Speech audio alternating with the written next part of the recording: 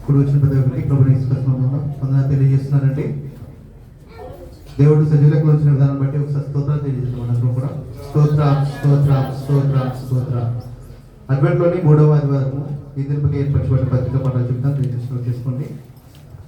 మొదటి పాఠంగా యెషయా గ్రంథము 40వ అధ్యాయము 1 నుంచి 10 వరకు అండి. యెషయా గ్రంథము 40వ అధ్యాయము 1 నుంచి 10 వరకు. రెండవ పాఠంగా రోమీయులు రాసిన పత్రిక 2వ అధ్యాయము 12 నుంచి 16 వరకు. రోమా 2వ అధ్యాయము 12 నుంచి 16 వరకు. మూడవ పాఠంగా మత్తయి సువార్త 3వ అధ్యాయము 1 నుంచి 12 వరకు. మత్తయి సువార్త 3వ అధ్యాయము 1 నుంచి 12 వరకు.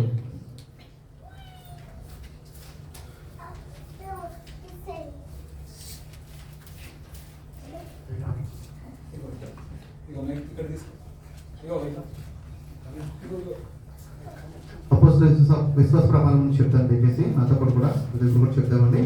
ప్రతి ఒక్కరు కూడా బిగ్గరగా చెప్తాం. నేను పరలోకమును భూలోకమును సృష్టించిన సర్వశక్తి గల తండ్రి అయిన దేవుని నమ్ముచున్నాను. ఆయన జనితైక కుమారుడును మన ప్రభువునైన యేసుక్రీస్తును నమ్ముచున్నాను.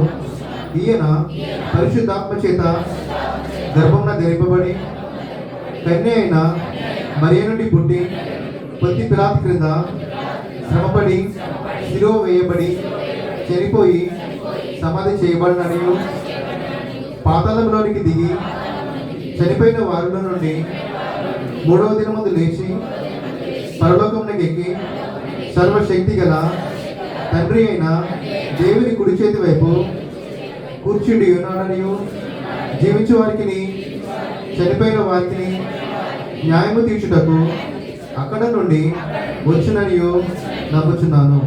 నేను పరిశుద్ధాత్మని నమ్ముచున్నాను.